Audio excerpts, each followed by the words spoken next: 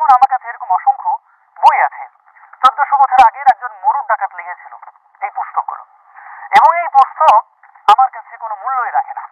এবার আমি আপনাদের ঘোষণা করতে চাই যে আগামী 27 আগস্ট যখন তারা ডক্টর মোহাম্মদ জাফর ইকবালের বই পড়াবে, তখন আমি এরকম কোরআনের অসংখ্য পৃষ্ঠা পড়িয়ে তাদের সাথে একাত্মতা পোষণ করব। কারণ এই বই আমি আমার টাকা দিয়ে কিনেছি এবং এই বইয়ের প্রতি আমার কোনো সম্মান নেই। এই বইয়ের যে লেখক সে কুখ্যাত মরুর ডাকাত, মহা উন্মাদ, তার প্রতি আমার কোনো শ্রদ্ধা নেই। আমি তার বই ছিঁড়বো এবং পড়াবো।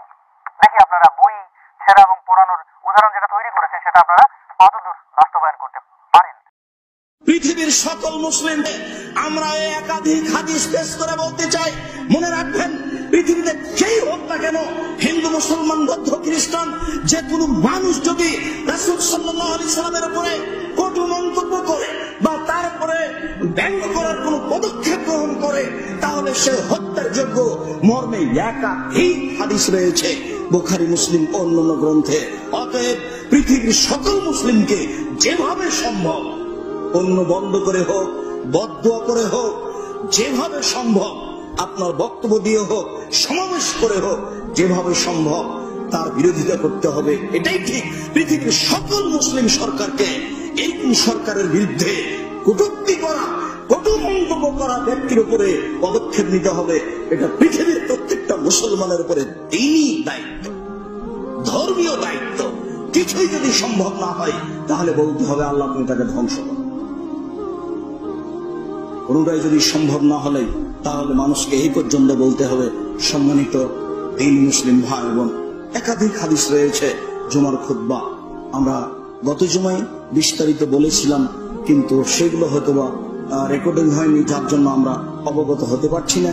আমরা আজকের আলোচনায় আপনার কাছে যেটিকে পেশ করলাম তাতে খুব অবগত হলাম যে মানুষ যদি রাসূল সাল্লাল্লাহু আলাইহি ওয়াসাল্লামের উপরে কটু মন্তব্য করে তাহলে সে বেঁচে থাকার হক রাখে কিনা। আমাদের কাছে খুব স্পষ্ট মর্মে আমরা সরকারের কাছে দাবি জানাবো, সম্ভব আমাদেরকে ততটুকু করে যাব। আমরা বলবো শেষ পর্যন্ত আল্লাহ তুমি এরকম মানুষকে ধ্বংস করো। আমাদের একটা পথ আছে, আমরা তো মুখে বলতে পারি। রাসূল সাল্লাল্লাহু আলাইহি ওয়াসাল্লাম যে জিনিসটা পাবেন নিশ্চিত, সেই জিনিসটার ব্যাপারে সারা পৃথিবীর মানুষকে দোয়া করতে বলছে। তা আমরা এটা তো একটা দ্বীনি জিম্মেদারি মর্মে এরকম লোকের ধ্বংস কামনা করা আমাদের জন্য জরুরি। অতএব আল্লাহ, আমরা সাধারণ মানুষ, এদেশে বসবাস করি, আমরা অসহায় নিঃস্ব অবস্থায় থাকি, তুমি আমাদের মনের এই আবেগকে কবুল করো। যারা রাসূল সাল্লাল্লাহু আলাইহি ওয়াসাল্লামকে ব্যঙ্গ করে বা যারা কটু মন্তব্য করে, তুমি তাদেরকে ধ্বংস করো। তুমি সর্বশক্তিমান, তুমি তাদের বিচার করো। যেভাবে তোমার কাছে পৃথিবীর মানুষকে দেখানোর জন্য বিচার করা সহজ, তোমার কাছে সবই সহজ। পৃথিবীর মানুষ যেন দেখতে পাই যে তার উচিত মতো বিচার হয়েছে। এটাই তোমার কাছে আমরা দাবি জানাচ্ছি, তুমি আমাদের দাবি কবুল করো।